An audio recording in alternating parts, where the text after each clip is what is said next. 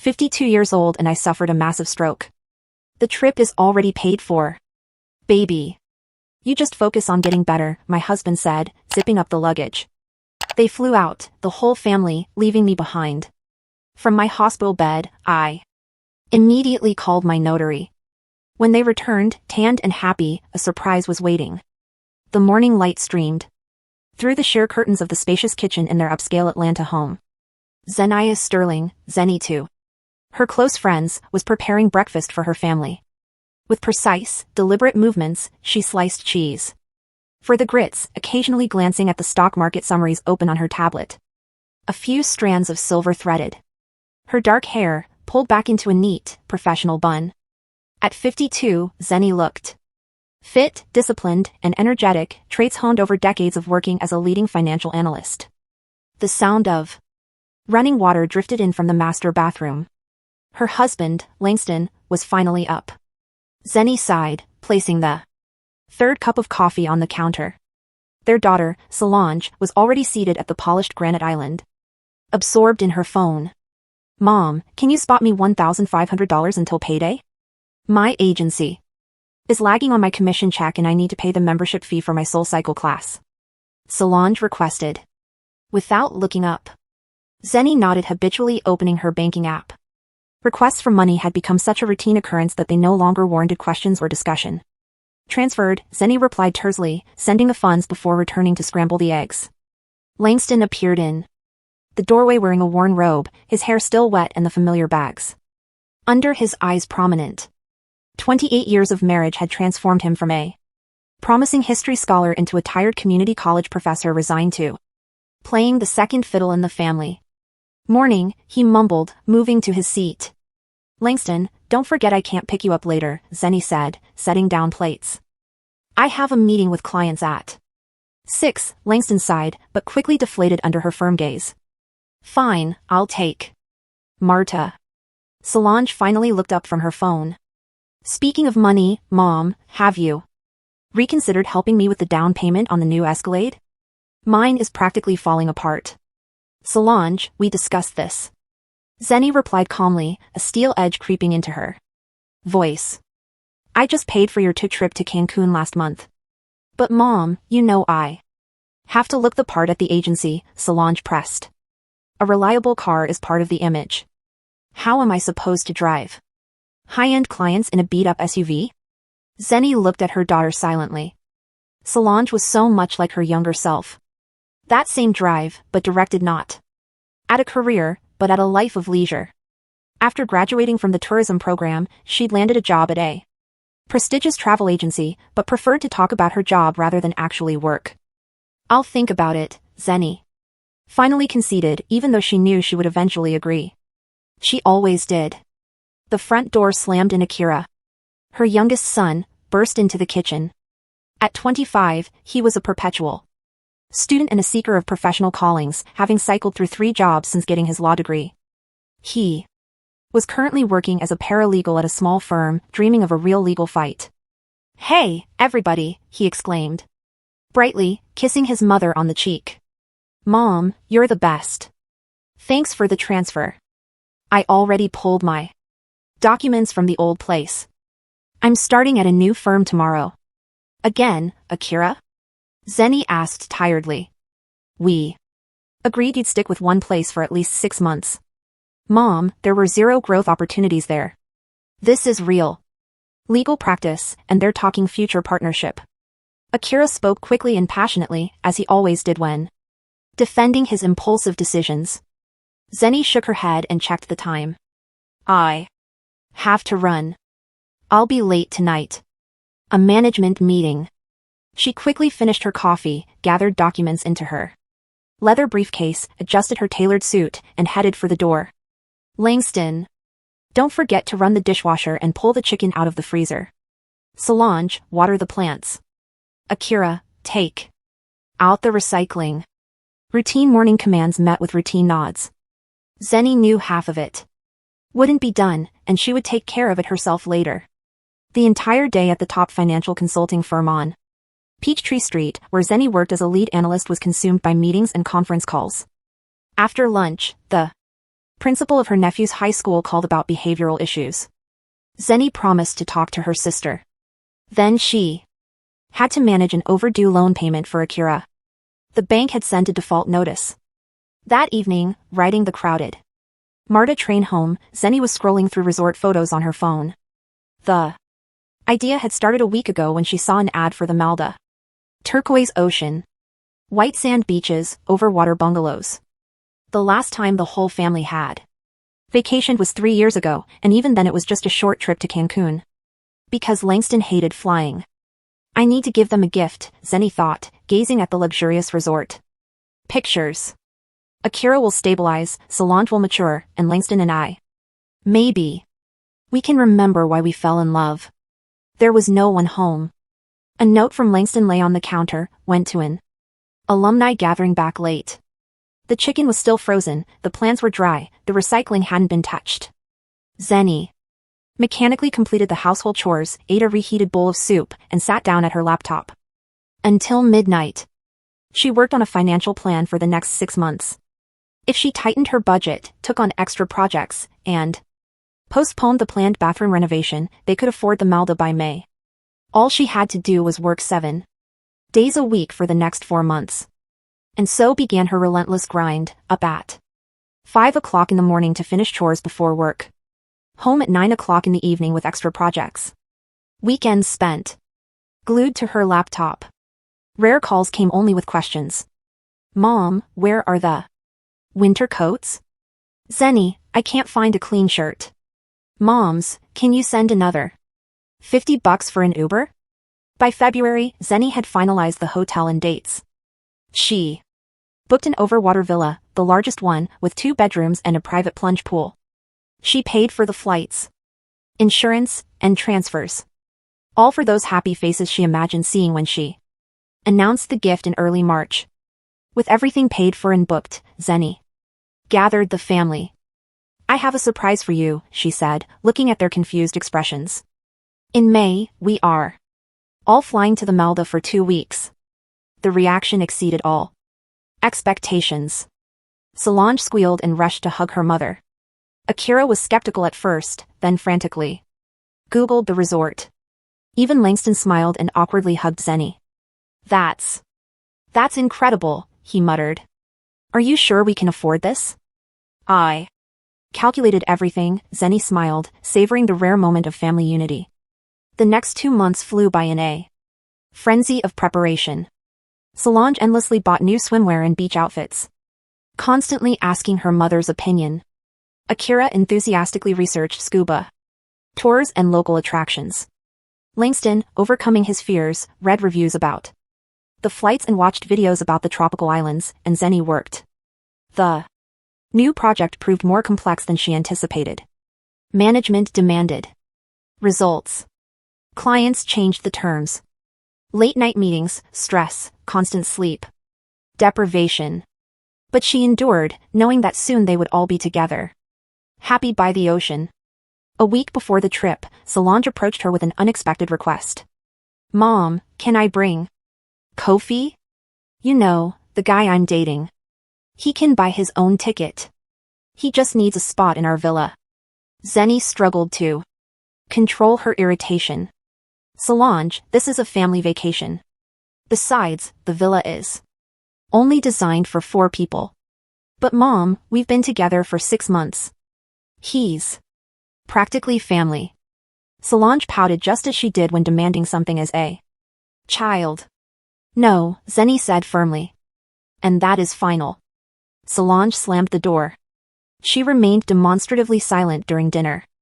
Langston, as usual, tried not to interfere in conflicts between his wife and daughter. Akira was too busy choosing excursions to notice the family drama. 3 days before their flight on a Wednesday, Zeni woke up feeling like her head was filled with lead.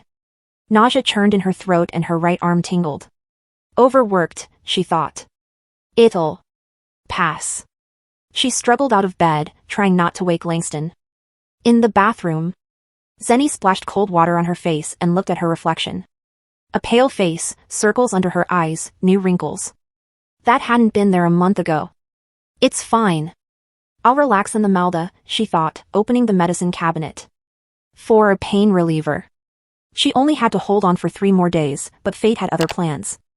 That May morning, Zeni was planning to make a celebratory breakfast. With only 3 days until their flight, she wanted to build anticipation. For the vacation. Biscuits and gravy for Langston, pancakes for Solange, and bacon and eggs for Akira. A little bit of everyone's southern favorites. Zeni was meticulously chopping vegetables. When she felt the knife slip from her suddenly numb fingers, a strange sensation spread across her entire right arm, then her leg. Zeni tried to lean on the countertop, but her body wouldn't obey. Everything swam before her eyes. Langston, she called out, barely a whisper, but her voice sounded distorted. Alien. Zeni tried to take a step toward the door and collapsed onto the floor, overturning a stool. The crash woke Langston. What the Zeni? He rushed into the kitchen in his unbuttoned pajamas and froze, seeing his wife on the floor. God, what happened? Zeni wanted to answer, but her tongue felt swollen and uncooperative. She could only stare at her husband, trying to convey the fear and pain that had locked her body. Call 911 quickly. Langston frantically searched for his phone, bumping into furniture. Don't move. Everything will be fine. A noise came from Solange's room. What is all that noise so early in the morning? She asked sleepily, peeking out the door. Your mom is sick. Call 911 now. Langston yelled, kneeling beside his wife. Solange, seeing her mother on the floor, pressed her hands to her mouth in horror. Mom, what is it? I don't know. Call the ambulance faster. The next few minutes merged into a blurry scene for Zeni. Frightened screams, hands trying to lift her, Akira's voice rushing into the kitchen. What? How? When did this happen? Consciousness flickered. The ambulance arrived in 12 minutes. A young medic quickly assessed the situation. Looks like a stroke. Immediate hospitalization is necessary, he said, calmly, giving instructions to his partner. Who will ride along? I will. Langston stepped forward. She's my wife. Zeni was carefully transferred onto the stretcher. At the last moment, already in the doorway, she found the strength to weakly squeeze Solange's hand, as if trying to say, don't worry. I'll be fine. In the hospital emergency room, everything happened fast. The attending neurologist, a heavy-set woman with a short haircut, quickly examined Zeni. Clear signs of ischemic stroke. Immediate CT scan and transfer to the ICU. Zeni's gurney disappeared behind double doors, leaving a distraught Langston in the hallway. He sank into a plastic chair, covering his face with his hands. The phone in his pocket vibrated non-stop. Solange and Akira were demanding updates. The doctor came out 2 hours later. Are you Zenaia Sterling's husband? Yes. Langston jumped up. How is she? Ischemic stroke in the middle cerebral artery territory. Her condition is critical but stable. We administered thrombolytics and performed initial procedures. She's in the ICU now. The next 24 hours are critical. Will she live? Langston's voice trembled. The prognosis is cautiously positive. It's good she was brought in so quickly, but she faces a long and challenging recovery, right-sided paralysis, and impaired speech. The doctor spoke, and Langston felt the ground disappearing beneath him. You can visit her tomorrow if her condition stabilizes. Langston returned home that evening, exhausted from the hospital waiting and bureaucracy. Solange and Akira met him in the hallway. Well, what did they say? Solange was pale, her eyes red from crying. A stroke? Langston replied tiredly, taking off his coat. A bad one. She's in the ICU. Oh my God, Solange whispered. So, what now? Akira asked.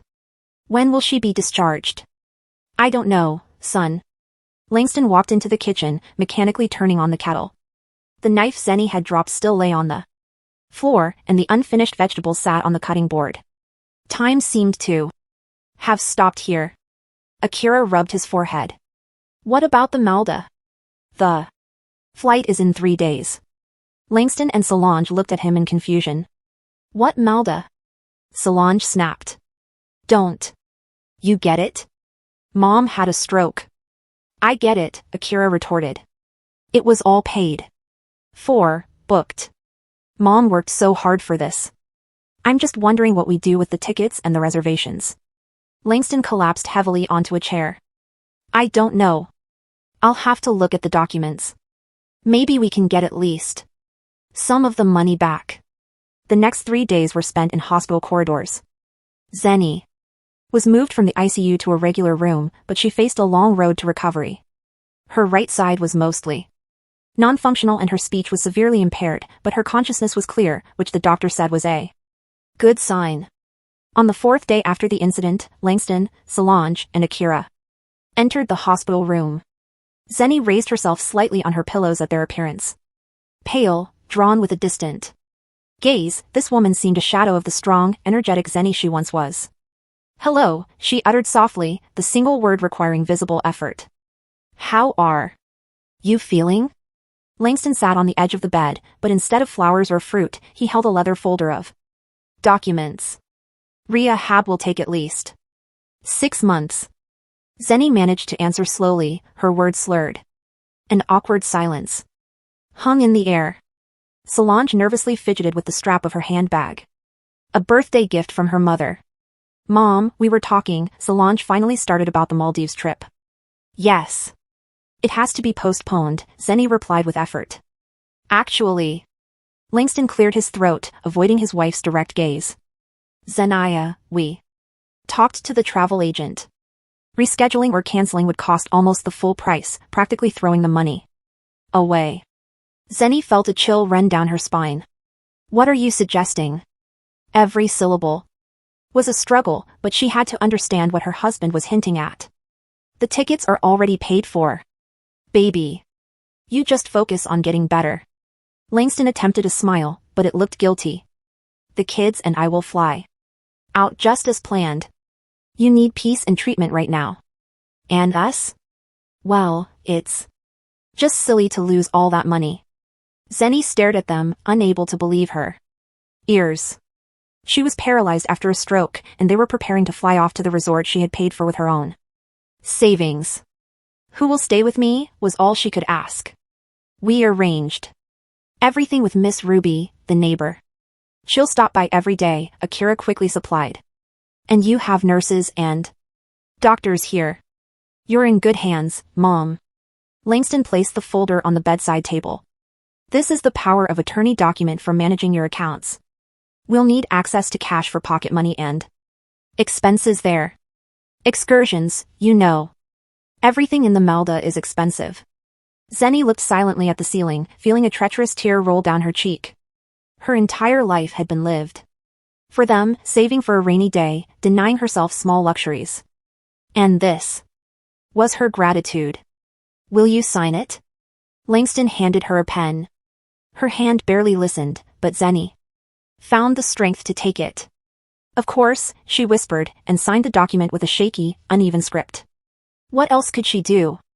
'Cause a scene in her condition, forbid them from going, they would do as they pleased anyway. And she had no strength to resist. When they left, discussing which swimsuits to pack, Zeni stared out the window at the blossoming magnolia tree in the hospital courtyard. The room was quiet, except for the beeping of monitors. Outside, the leaves rustled softly, and laughter drifted from the playground. Life went on, but for Zeni, it seemed to have frozen in this sterile room with the smell of medicine. Miss Ruby came by that evening, a kindly heavy-set woman. In her late 70s, carrying a bag full of sweet potato pies. Zenaia, honey, she lamented, seeing her neighbor. What on earth happened to you the minute I heard I came right over? Langston had rushed by, she explained, saying they had an emergency trip to take and asked her to look in on Zeni. Emergency trip? Zeni laughed bitterly to herself. What a convenient story for the old lady. Thank you, Ruby. Zeni managed to utter with difficulty. You shouldn't have. Nonsense. We're neighbors, aren't we? Miss Ruby waved her hand, settling onto a chair. I brought you some homemade pie. And a jar of sweet tea.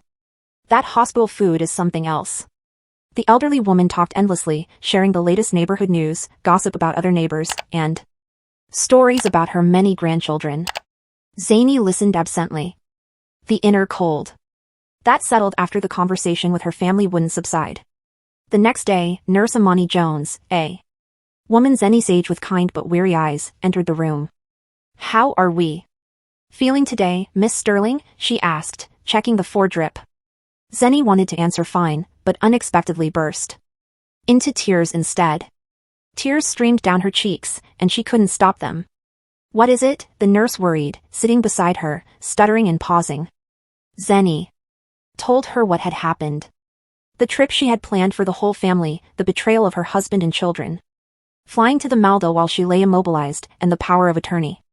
"I didn't even look at what I signed," she finished.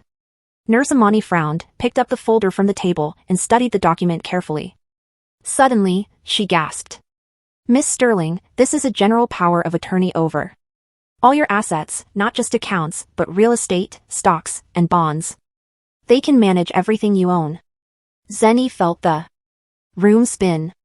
How could they? Had they only ever seen her as a wallet, a source of comfort throughout their years of her dedicated care? The magnitude of the betrayal made it hard to breathe. "We need to address this immediately," Nurse Amani said decisively. "Do you have a reliable person, a lawyer or notary whom you trust?" Zeni thought for a moment. Then remembered Senator Josiah Green, a corporate attorney she had worked with at the bank years ago. They had maintained a friendly, professional relationship, occasionally seeing each other at events. Gathering all her strength, she dictated the phone number to the nurse. "Thank you," Zeni whispered. "I don't know what I'd do without you. You focus on getting well." Nurse Amani gently patted her hand. "We'll handle this." That evening, Miss Ruby came again, bringing biscuits and news. "Your folks left for their trip." Zenaia saw the taxi pull up to the condo, loaded the bags, happy as can be, smiling. "Langston told me you gave them your blessing so the tickets wouldn't go to waste. You're such a good woman, thinking of your family, even in this state." Zeni closed her eyes so the neighbor wouldn't see the pain reflected in them.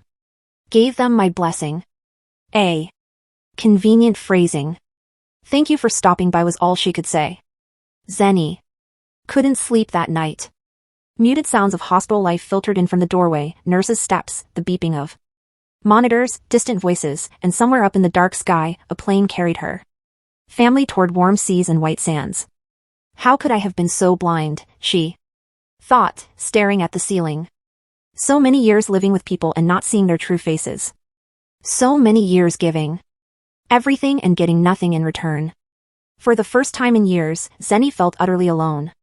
And in that isolation, in the silence of the hospital room, bathed in the light of the street lamp falling through the window, a decision was born that would change her entire future. The next day, as the morning sun barely pierced the hospital room blinds, a quiet knock came.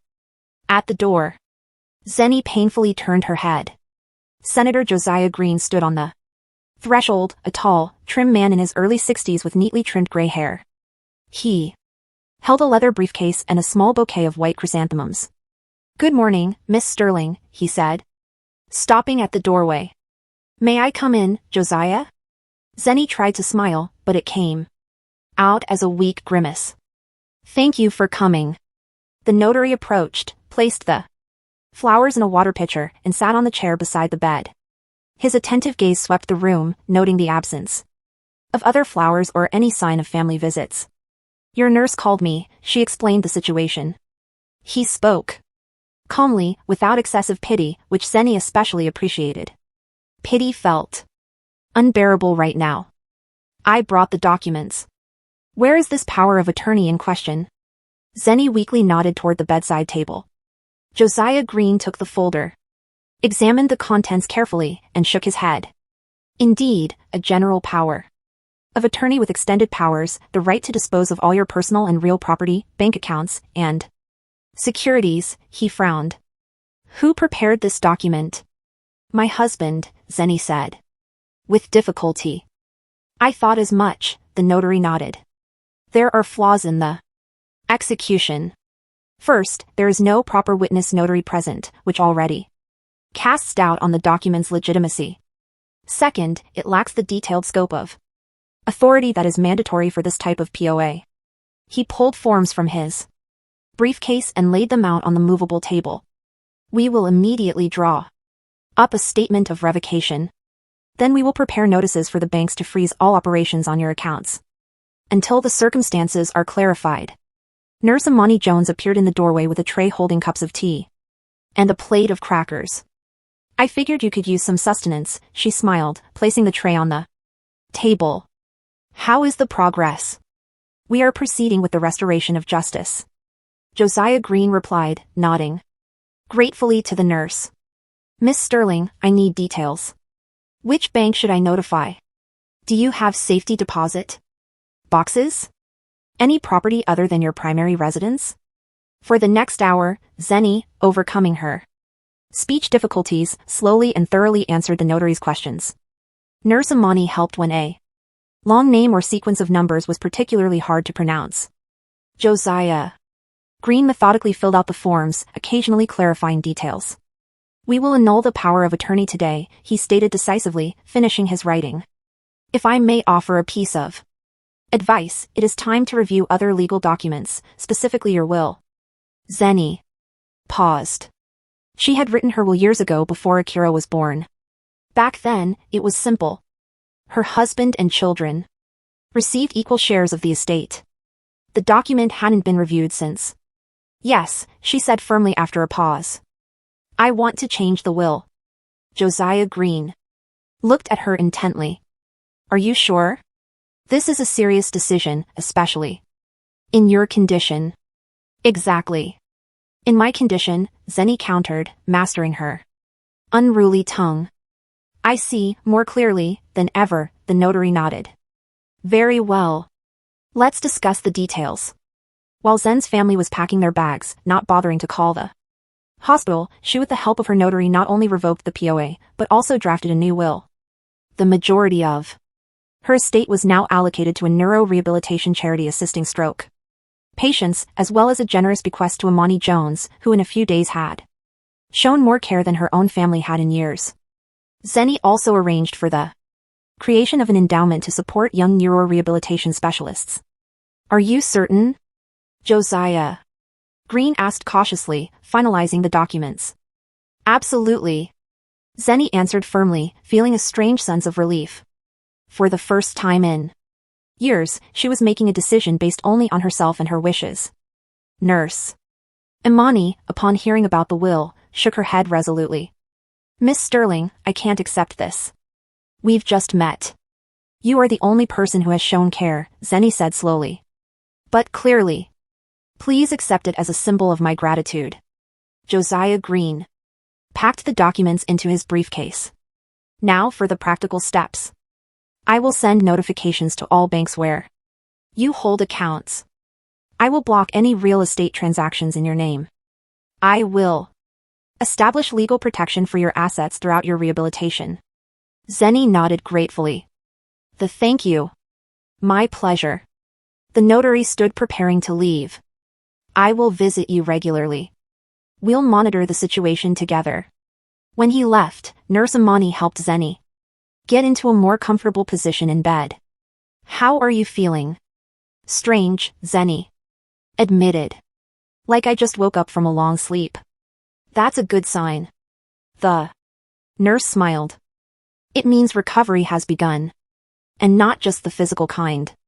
That evening, as Zeni was falling asleep, the phone on the bedside table vibrated quietly. She managed to reach for it with her good hand. Langston's name appeared on the screen. With a composure that surprised even herself. Zeni pressed the answer button. Yes, baby. It's me. Langston's voice sounded nervous and strained. We're at the airport. There's a problem with the payment. The card isn't working for some reason. Zeni remained silent, listening to her husband's frantic breathing on the other end of the line. Are you hearing me? He asked after a pause. We need to pay the baggage fees and for the unlimited Wi-Fi at the resort. The card says declined. Unfortunately, no, Zeni answered calmly, surprised at how clear her voice sounded. The power of attorney has been revoked. And I have generally revised our financial relationship. What do you mean revised?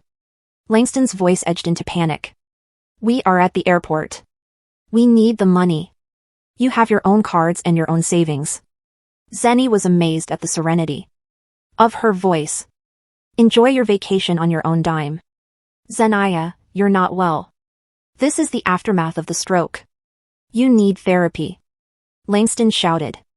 But she had already pressed the end call button. The phone immediately rang again, then again. Notifications about messages popped up. First from Langston, then Solange, then Akira. Zeni silenced the phone and placed its screen down. For the first time in years, she didn't rush to solve someone else's problems. In the morning, she was awakened by voices in the hallway. It sounded like Langston was trying to break into the room, but the duty nurse wouldn't let him. You don't understand. She's my wife, his indignant voice carried to Zeni. She's taken an irrational decision. She's not herself. Visiting hours are strictly 4 p.m. to 7 p.m., the nurse replied unperturbed. And according to our records, the patient's condition is stable with positive dynamics. If you want to speak with her, please return during visiting hours. The footsteps receded and silence fell. Zeni closed her eyes, feeling the tension of the past few days finally release. She didn't know if they had ultimately flown or not, and for the first time, she didn't care. At noon, Nurse Amani appeared. You have a visitor, she announced. May I let him in? Zeni tensed, thinking Langston had returned, but Josiah Green appeared in the doorway. All documents are executed. Notifications have been sent. He announced without preamble. Your accounts are secured. Your property is safe. Now you can focus on your recovery. Thank you, Zeni thanked him sincerely. What about my family? According to my information, they did fly out, the notary replied. Your husband had to use his own credit card to cover the additional expenses. Zeni nodded. Strangely, the news didn't cause pain, only relief. Now that the decision had been made, she could move forward. I called a friend who is a rehabilitative specialist, Josiah Green continued. He is ready to take on your recovery program. A very good doctor. He worked in Switzerland. I'm not sure if I can afford it right now, Zeni stammered, thinking about her frozen accounts. Don't worry about that, the notary smiled. You have sufficient funds in a cash account that was not included in the power of attorney. Furthermore, your insurance covers a significant portion of the rehabilitation. The next 2 weeks, Zeni devoted entirely to recovery. With the same determination she had once used to build her career, she now fought for the return of her mobility and speech. Nurse Amani helped her with exercises, brought her books on neuroplasticity, and provided support whenever Zeni was ready to give up. The rehabilitative specialist, Dr. Elijah Vance, was demanding but highly effective. Listen, Miss Sterling, he would say, helping her perform complex exercises for her right hand. The brain has an amazing ability to recover, but it requires 2 things. Consistent practice and a positive mindset. I can provide the first. The second is entirely up to you. And Zeni tried. Every day she performed all the prescribed exercises, forcing her disobedient muscles to work. With the help of a speech pathologist, she trained her speech, repeating complex tongue twisters. In the evenings, she read aloud, recording herself to track her progress. Josiah Green visited her regularly, helping her sort out legal matters. They moved all her accounts to a new bank, changed passwords and access, and prepared documents for the division of property. Are you sure about the divorce? He asked one day, filling out yet another form. Perhaps you should wait until you are fully recovered. No, Zeni replied firmly. The slightest trace of her former uncertainty was gone from her voice. It is precisely now when I am physically weak that I need legal protection. The notary nodded understandingly. A sensible decision. There was no news from the family. Zeni's phone remained silent. No calls, no messages. Sometimes she looked at photos of the resort in the Maldives, imagining them sunbathing, swimming, and enjoying life. Strangely, these thoughts didn't cause bitterness, only quiet determination to follow her own path. The day before the family's return from the Maldives, Zeni was transferred from the hospital to a rehabilitation center. The room was bright and spacious with a large window overlooking a park. Josiah Green personally accompanied her during the transfer, ensuring all necessary paperwork was in order. "You'll be comfortable here," he said, helping her get settled. "And most importantly, you'll receive professional recovery treatment." Zeni looked at him with gratitude. "I don't know how to thank you for your help. You already have." The notary smiled with your tenacity and will to live. "You know, Miss Sterling, I have seen many people in crisis. Most of them break. You are one of the rare few who emerge stronger." That same evening, Miss Ruby called agitated and rambling. "Zenaia, honey, I don't know what to think. Your folks came back from their trip and they can't get into the condo. The locks have been changed. Langston called me asking if I knew what was going on.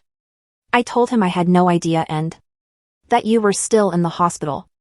"It's all right, Ruby," Zeni replied calmly. "It's supposed to be that way. But what about them? Where will they live?" "Solange has her own apartment," Zeni reminded her. "And Akira does, too. Langston can stay with the children."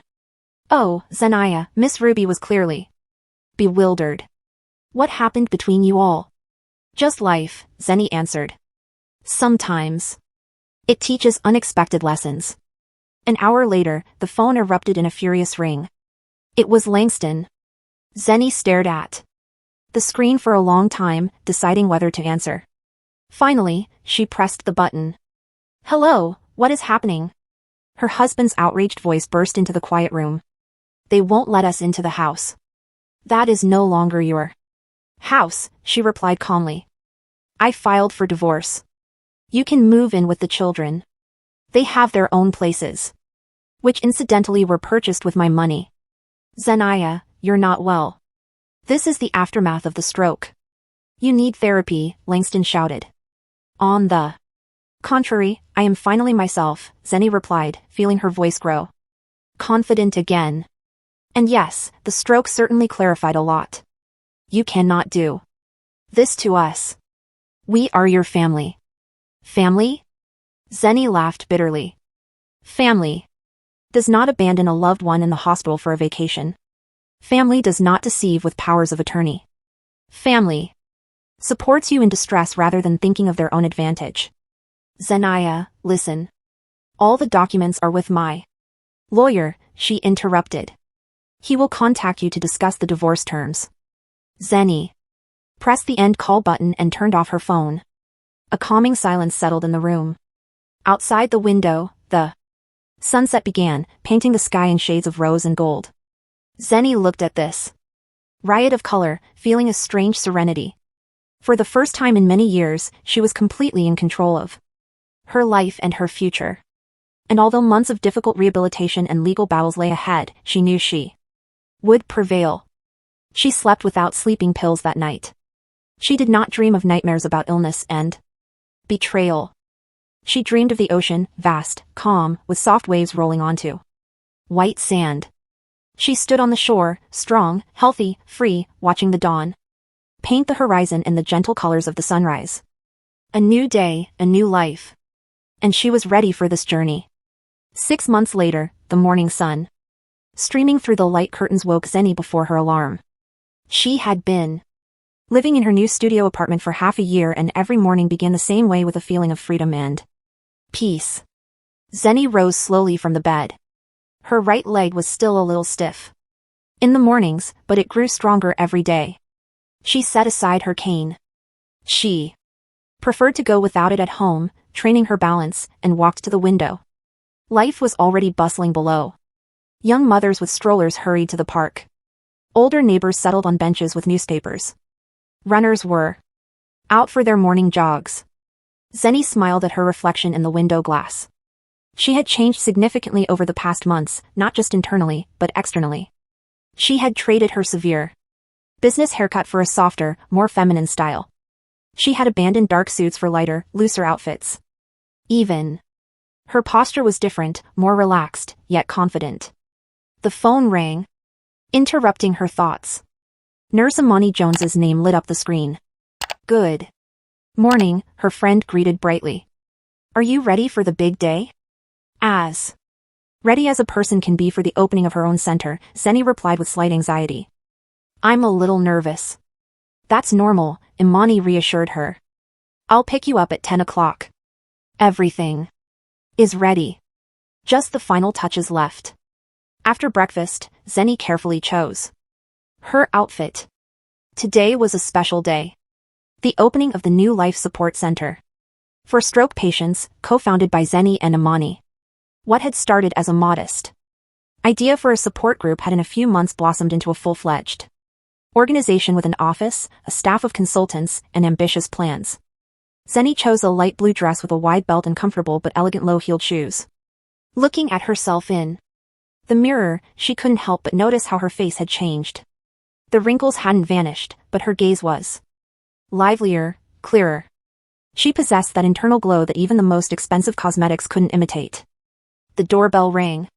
Instead of the expected Imani, Akira stood on the doorstep, pale, drawn, and wearing a crumpled shirt. Mom, he began uncertainly. Can I come in? I need to talk. Zeni silently stepped aside, letting her son into the apartment. They had seen each other only twice in the last 6 months.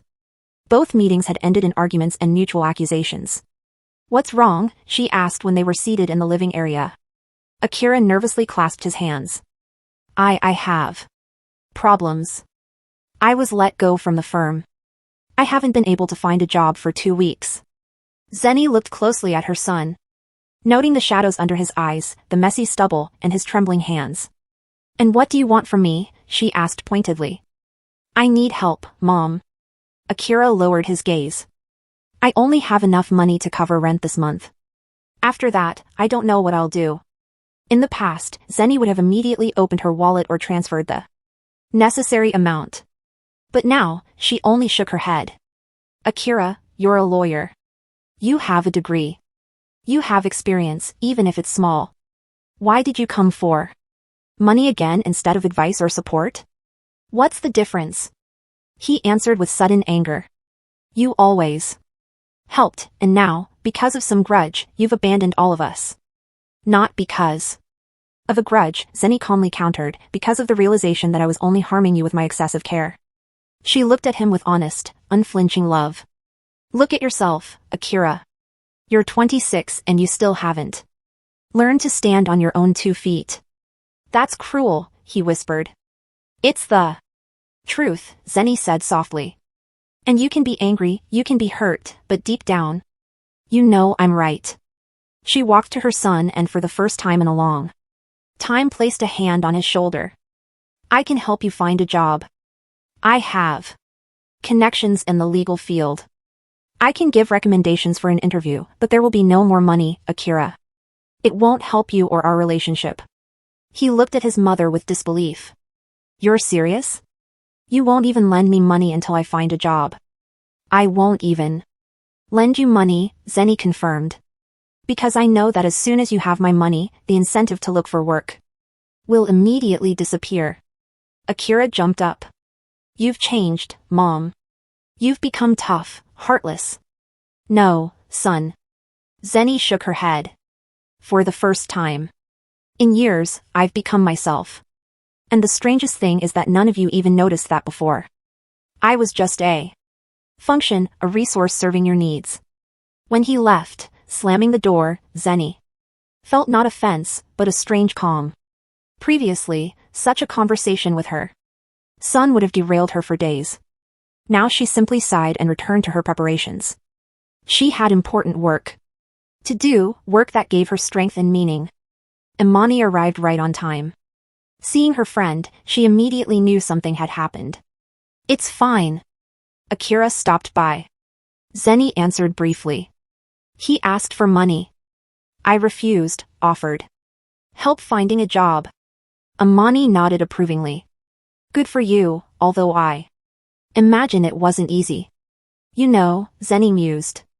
Before it would have been unbearable, but now I feel like I found some kind of inner anchor that was never there before. On the way to the center, they discussed the final preparations for the opening. Over months of working together, their friendship had deepened. They complemented each other perfectly. Zeni, with her organizational skills, business acumen, and connections, and Imani with her medical experience, empathy, and ability to connect with the most complex patients. The new life support center was located in a small but cozy space on the ground floor of an apartment building. Light walls, comfortable furniture, and a well-thought-out navigation system for people with limited mobility.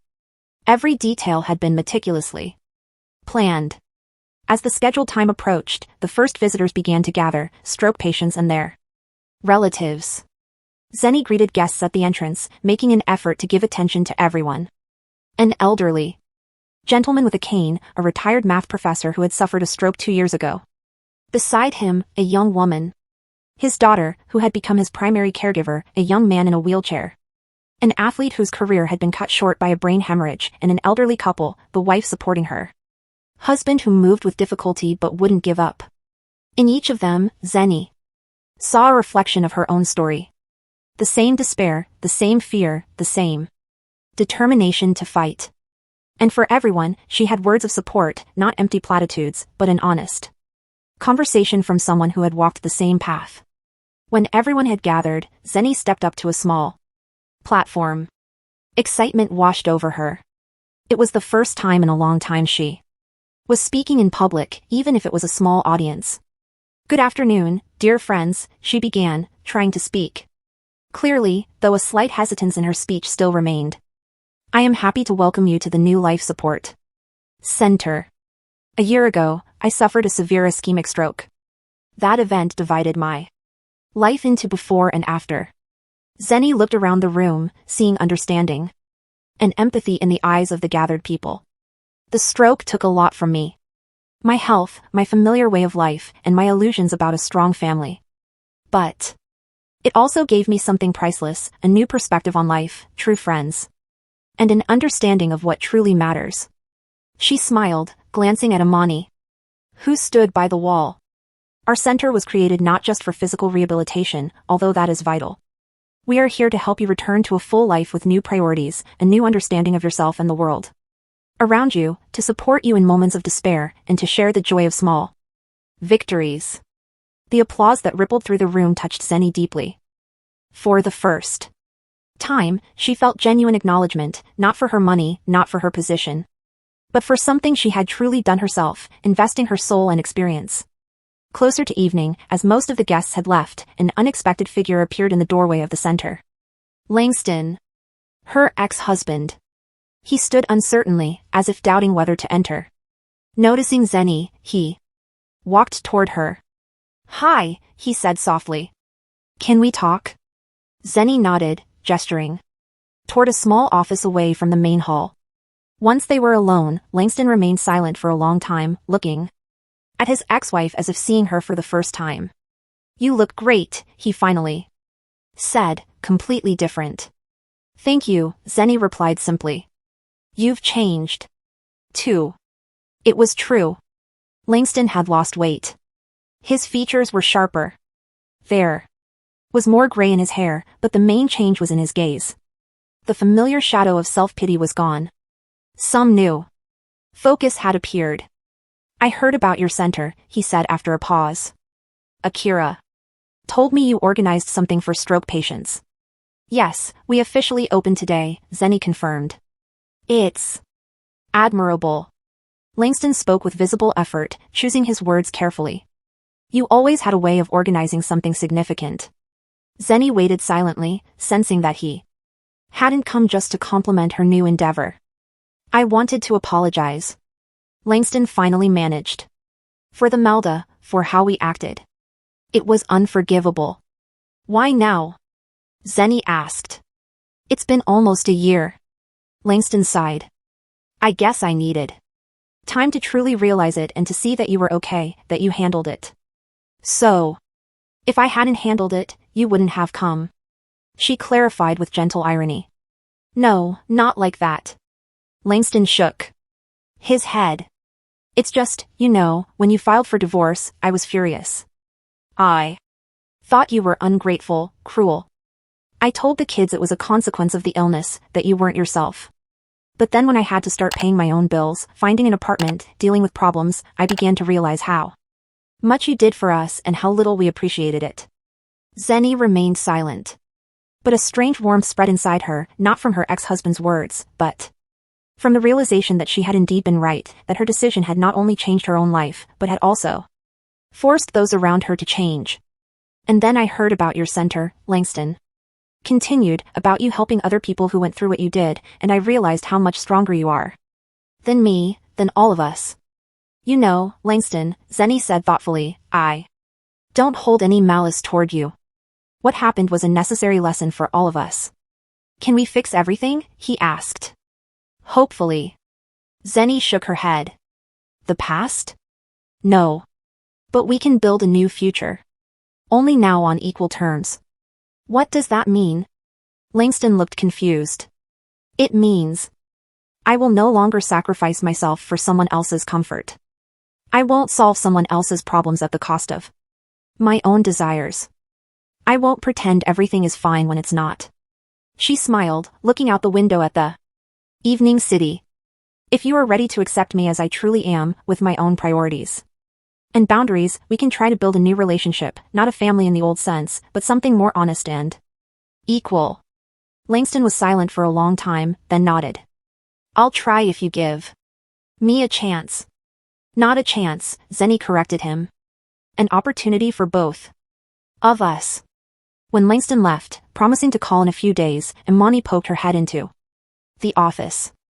Everything all right? More than Zeni smiled. It seems today is a day for reconciliation and new beginnings. They left the center together into the warm summer evening. The city was living its usual life. People hurrying home, cars buzzing, lights blazing in the windows of apartment buildings. But for Zeni, everything looked different, brighter, more vibrant, more meaningful. You know what I'm thinking? She said, as they walked along the park alley. That sometimes you have to lose what you have to find what you truly need. Imani nodded knowingly, like that old saying about closed and open doors. Exactly, Zeni agreed. When the door to my old life closed, I thought it was the end. It turned out to be just the beginning. That evening, sitting on the balcony of her new condo with a cup of tea, Zeni thought about the strange irony of fate. She had lost her health and her family in the conventional sense. But she had gained something far more valuable. Self-respect, a new calling, and the understanding that life doesn't end at 52. Even after a stroke, it can be fulfilling, meaningful, and belong first and foremost to herself. Daily, helping other stroke patients find the strength to recover, Zeni often said, sometimes you have to lose what you have to find what you truly need. And she smiled, watching the despair in her listeners' eyes slowly fade, replaced by the same fire of determination that had once saved her. Thus, a terrible illness and the betrayal of her closest loved ones became for Zenaia Sterling not an end, but the beginning of a new, more conscious and authentic life.